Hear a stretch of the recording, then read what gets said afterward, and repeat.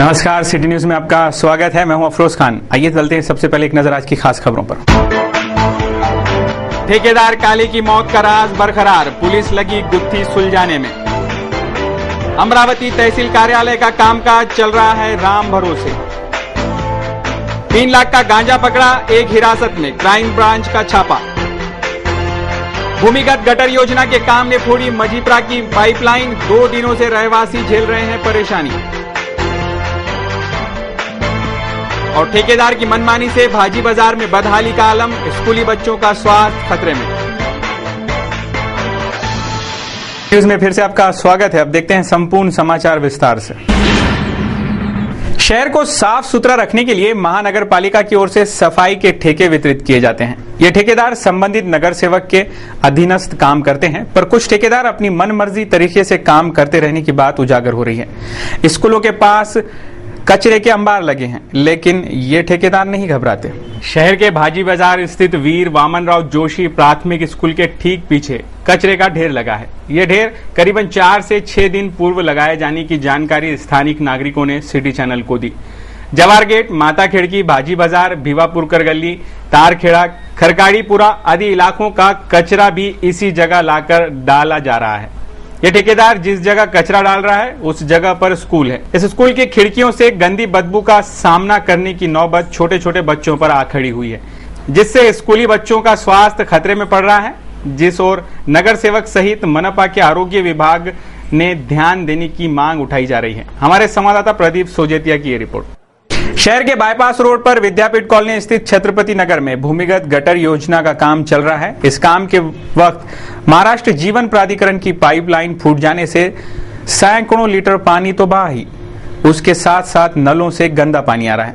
2 दिनों से ये समस्या परिसर के वासी झेल रहे हैं। छत्रपति नगर के रहवासी जब पीने का पानी भरने नल पर जा रहे हैं, तब उनके नलों से गंदा पानी बाहर निकल रहा है।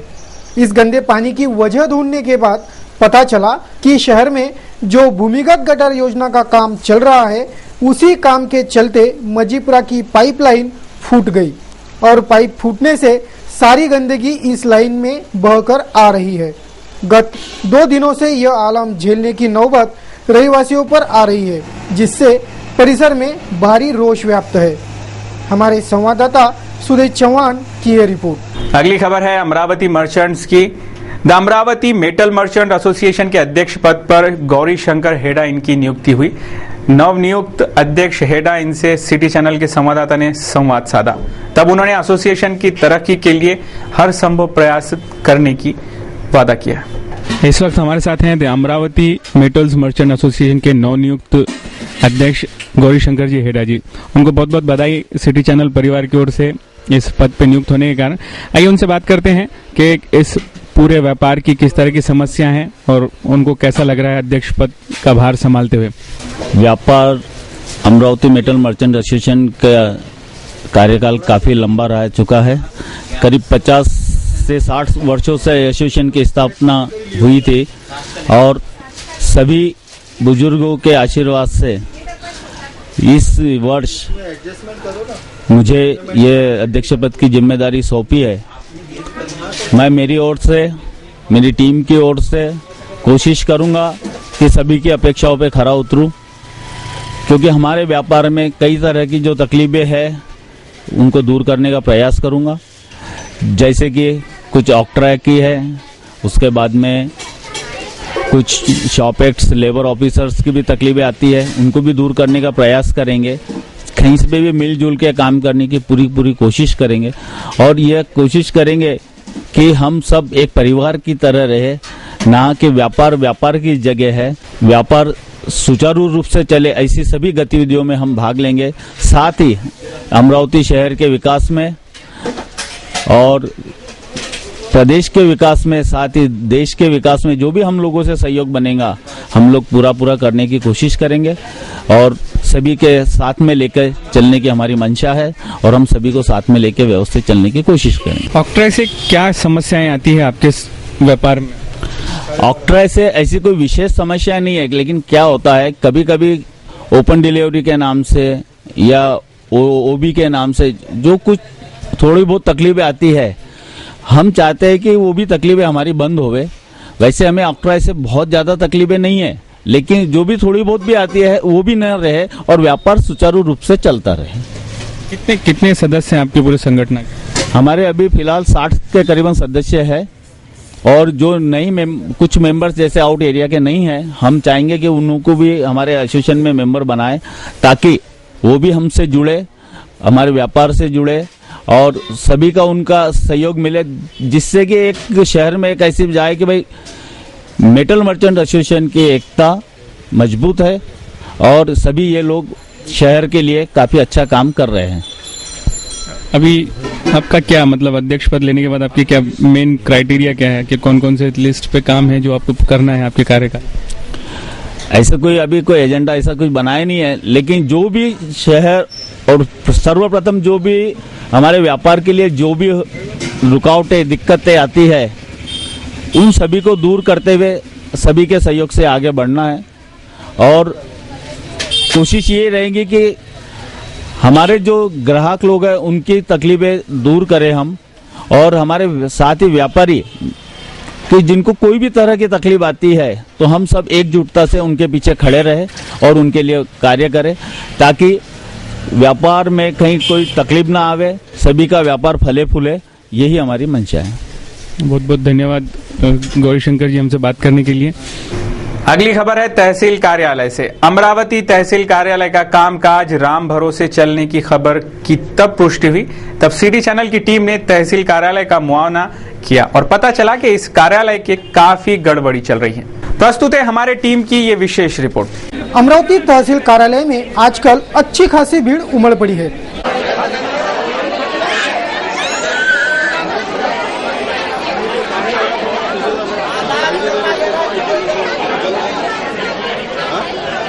कॉलेज के आवेदन, प्रतिज्ञा पत्र, प्रतिज्ञा लेख आदि प्रमाण पत्र बनवाने तहसील कार्यालय में कतारें लगी है और सभी को परेशानी से गुजरना पड़ रहा है।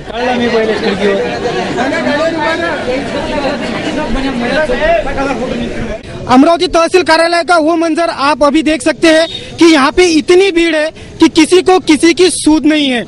आज सुबह से जब तहसील कार्यालय खुला गया तो करीबन हजारों की तादाद में स्कूलों के बच्चे यहाँ पे पहुंचे हैं, जिनका काम कराने के लिए यहाँ पे पर्याप्त मनुष्यबल न होने की वजह से पूरे तहसील कार्यालय भारी भरकम भीड़ का क्षेत्र बन चुका है। मैं चाहूंगा आप कौन से काम के लिए तहसील में आए हैं? कास्ट वैलिडिटी रिन्यू करने। कास्ट वैलिडिटी लेने के लिए, कास्ट वैलिडिटी सर्टिफिकेट के लिए आपने अर्जी भरा है? अर्जी भरा है। कितने रुपए लिए गए आपसे? पैसे तो नहीं लिए, रिन्यूअल के लिए आया था। बहुत दिन हो रहे हैं, इधर से उधर 750 रुपए मांगे। कितने दिनों से हो रहे हैं?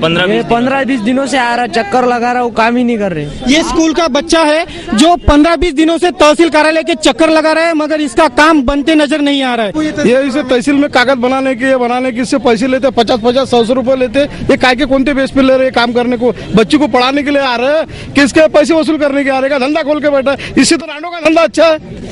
जो तहसील कार्यालय में सेतु की सिर्फ 15 रुपए टिकट फाड़ के जो कागज मिल जाता है, वही कागजात के 300 रुपए वसूल किए जा रहे हैं। लोगों के पास में सभी लोग कर रहे हैं, जब अपन कर रहे हैं भाई इस तरह से। और इससे कितने रुपए में लिए गए आपसे? 100 रुपए, 200 रुपए, 300 रुपए, 50 रुपए लिखने के, 100 रुपए लिखने के, सब जैसे रांडो सरी का धंधे होगा इस जगह पर। पूरे तहसील कार्यालय के अंदर जनता को परेशानी हो रही है, पब्लिक को परेशानी हो रही है, बच्चों को परेशानी हो रही है, स्कूल के छोड़ के सब बातों की परेशानी हो रही है इसकी चीज की। 3 घंटे से खड़े हैं, हमारे को उसका अपडेट नहीं हुआ है, वापस भेज दिए और वहाँ पे नहीं रहे। आदमी लोग जा रहे, लेडीज कोई नहीं जा रही।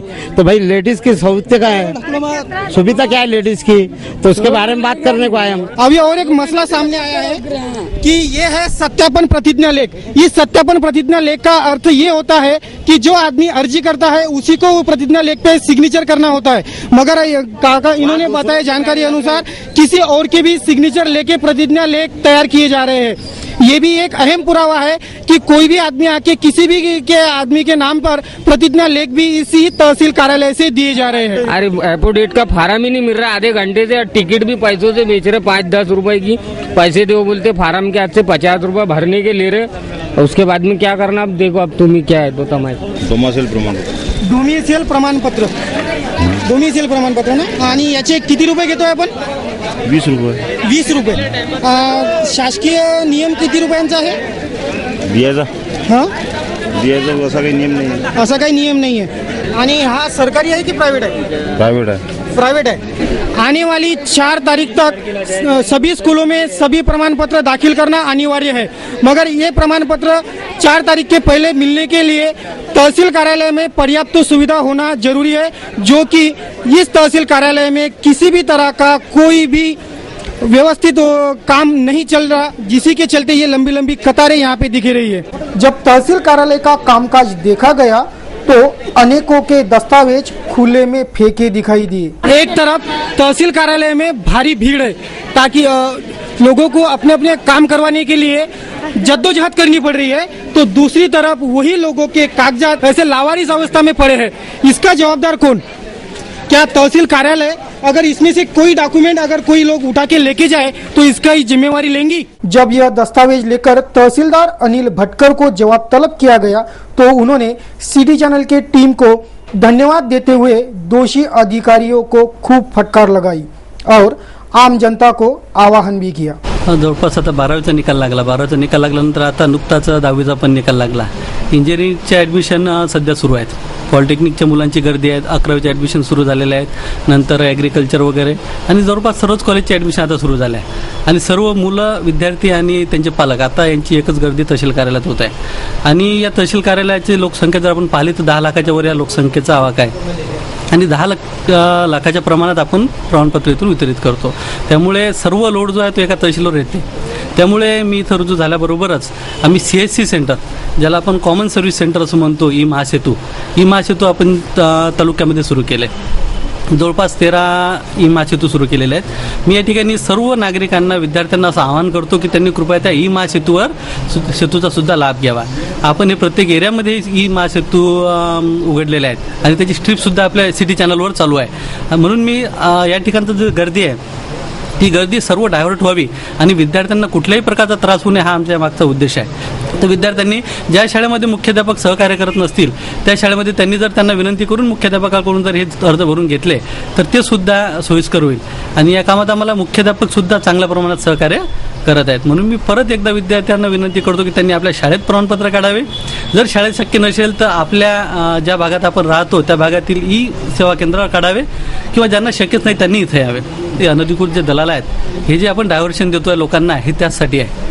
कसं आहे, आता या दलालावर नियंत्रण आपण हा म्हणू शकत नाही की हा दलाल आहे ना, डायरेक्टली कुणाला असं म्हणू शकत नाही। म्हणून आपण काय करतोय की इथली जी गर्दी आहे ती जर डायव्हर्ट झाली तर लोकांना इथं जास्त वेळ थांबावं लागणार नाही आणि डायरेक्ट इथं गर्दी कमी असल्यामुळे त्यांना लवकर दाखला मिळेल आहे की त्याच गर्दीचाच गैरफायदा हे एजंट लोक घेतात। त्यामुळे आपण ही गर्दीच जर डिवाइड झाली तर हा सगळ्या प्रकाराला ऑटोमॅटिक आळा बसेल। इसी के साथ भारी भरकम भीड़ रहने के बावजूद भी तहसील कार्यालय के सामने पार्किंग की कोई भी व्यवस्था नहीं दिखाई पड़ती।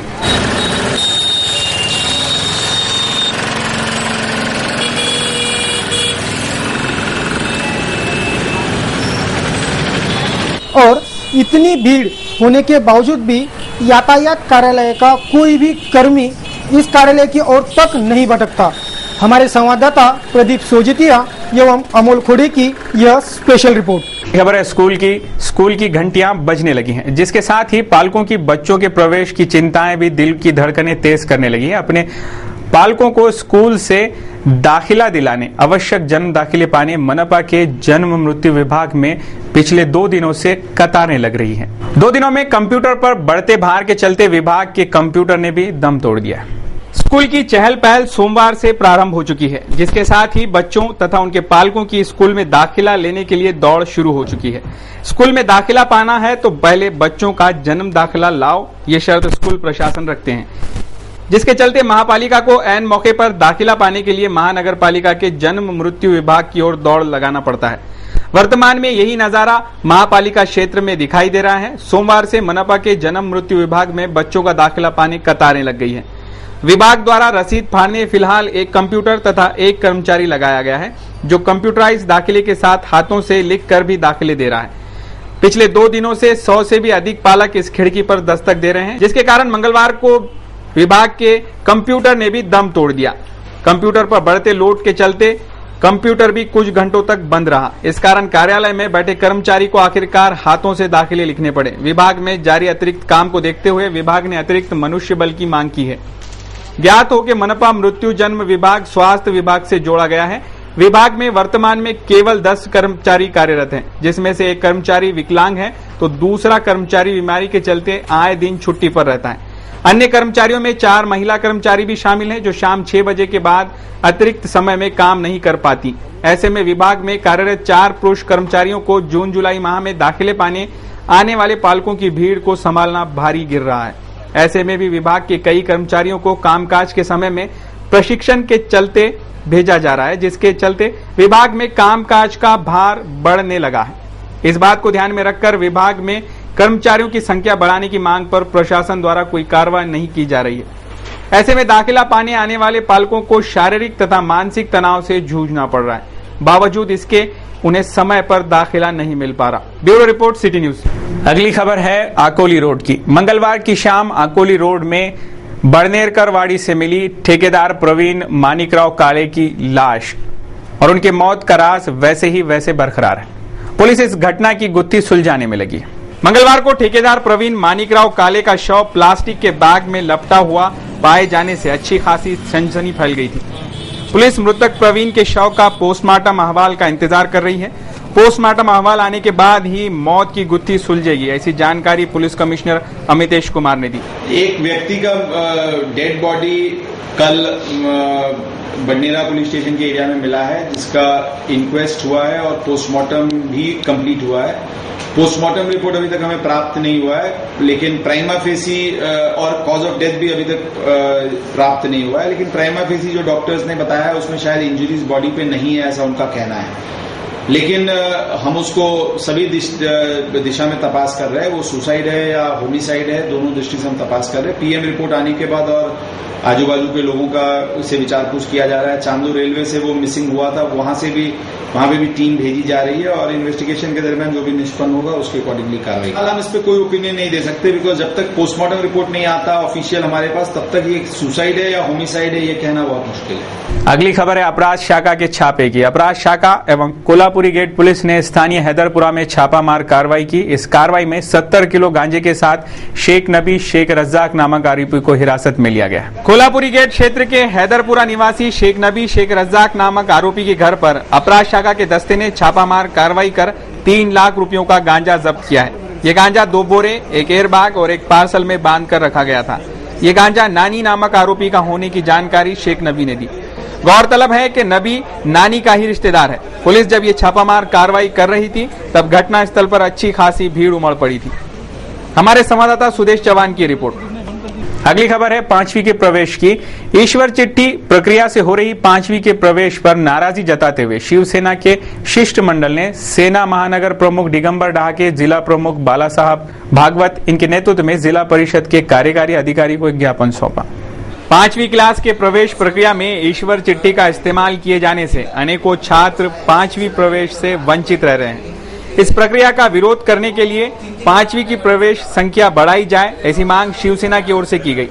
शिवसेना के जिला प्रमुख बाला साहब भागवत, महानगर प्रमुख दिगंबर डहाके, पार्षद प्रवीण हरमकर सहित अनेकों शिवसेना पदाधिकारी के नेतृत्व में जिला परिषद के मुख्य कार्यकारी अधिकारी को एक ज्ञापन सौंपा गया। यह प्रक्रिया पूरी तरह से गलत होने की जानकारी दिगंबर डहाके इन्होंने हमारे संवाददाता सुदेश चव्हाण को। अमरावती शहरामधील ज्या शाळेमध्ये जो सध्या ऍडमिशनचा जो बोर्ड सुरू आहे, शासनाने जो निर्णय घेतला त्या निर्णयामध्ये असा आहे की ईश्वर चिठ्ठीने ऍडमिशनमध्ये जो ईश्वर चिठ्ठीमध्ये निघेल तर त्याची ऍडमिशन त्या शाळेमध्ये होते।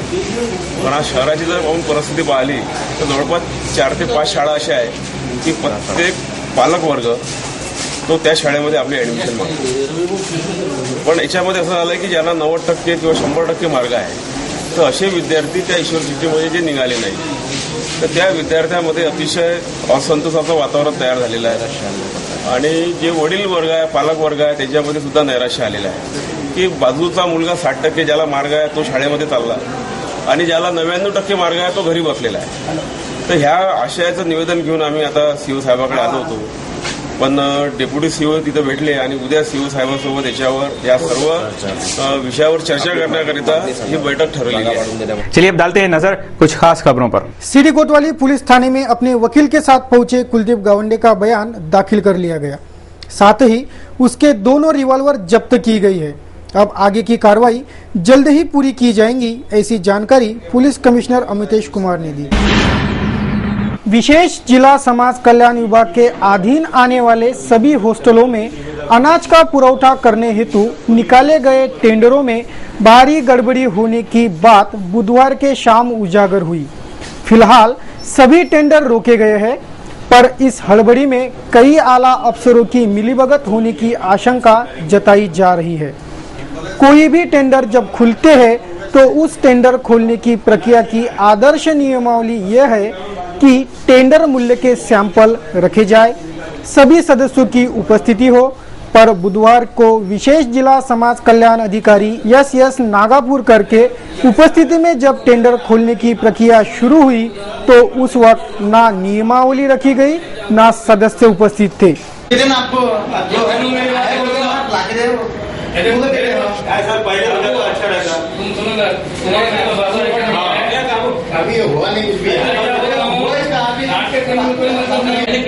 मैं बताओ तुम क्या कर रहे हो,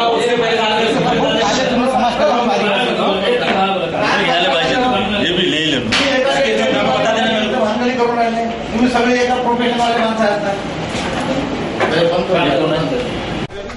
कुछ ठेकेदारों ने इस पर हंगामा खड़ा कर दिया क्योंकि 5 ठेकेदारों ने इस निविदा के टेंडर भरे थे, पर हर बार वही ठेकेदारों को ठेका दिया जाता है जिन्हें देने का पूर्व नियोजित रहता है। फिर टेंडर का नाटक किया ही क्यों जाता है, ये अहम मुद्दा उपस्थित किया जा रहा है। अंत में ये टेंडर प्रक्रिया कुछ ले देकर ही निपटाए जाने की आशंका जताई जा रही है।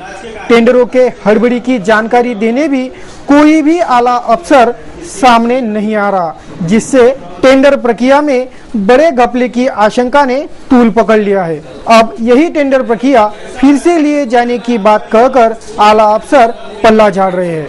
हमारे संवाददाता सुरेश चौहान की ये रिपोर्ट। कैसा रहा दिन भर कारोबार का हाल, शेयर मार्केट में उतार चढ़ाव किस तरीके के थे, चलिए डालते हैं एक नजर आज के दिन भर कारोबार के हाल पर। शेयर मार्केट की एक नजर। जून वायदा सीरीज की एक्सपायरी के एक दिन पहले भारतीय शेयर बाजार के प्रमुख सूचकांक बढ़त के साथ बंद हुए। निफ्टी ने 5600 के स्तर को छू लिया, जबकि बॉम्बे स्टॉक एक्सचेंज के सेंसेक्स 202 अंक यानी 1.09% की मजबूती के साथ 18,694 पर रहा, जबकि निफ्टी 55 अंक यानी 0.99% की बढ़त के साथ 5,600 पर बंद हुआ। एनएसई के मंझोले सूचकांक सीएनएक्स मिड कैप में 0.53% की मजबूती रही, जबकि बीएसई मिड कैप सूचकांक में 0.78% और बॉम्बे स्टॉक एक्सचेंज के स्मॉल कैप में 0.95% की बढ़त रही। आज के कारोबार में एफएमसीजी और धातु क्षेत्र में सबसे ज्यादा खरीदारी का रुख रहा। एशियाई शेयर बाजारों में मजबूत संकेतों के बीच भारतीय शेयर बाजार के प्रमुख सूचकांकों की शुरुआत बढ़त के साथ हुई और बढ़त के साथ ही बंद हुआ। कैसा रहा दिन भर मौसम का हाल, क्या था तापमान, चलिए डालते हैं एक नजर शहर के मौसम के हाल पर। बुधवार के दिन शहर का मौसम साफ रहा, लेकिन शहर का अधिकतम तापमान 30 डिग्री सेल्सियस आंका गया, जबकि न्यूनतम तापमान 25 डिग्री सेल्सियस रहा। गुरुवार को शहर में बारिश होने की संभावनाएं जताई जा रही है, जबकि गुरुवार को शहर का अधिकतम तापमान 32 डिग्री सेल्सियस रहने की संभावना है, जबकि न्यूनतम तापमान 26 डिग्री सेल्सियस रहने की संभावना है।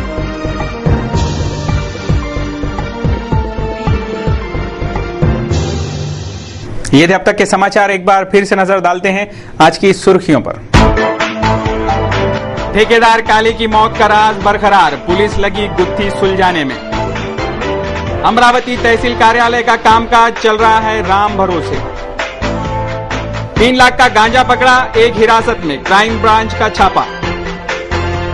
भूमिगत गटर योजना के काम ने फोड़ी मजीप्रा की पाइपलाइन, 2 दिनों से रहवासी झेल रहे हैं परेशानी। और ठेकेदार की मनमानी से भाजी बाजार में बदहाली का आलम, स्कूली बच्चों का स्वास्थ्य खतरे में।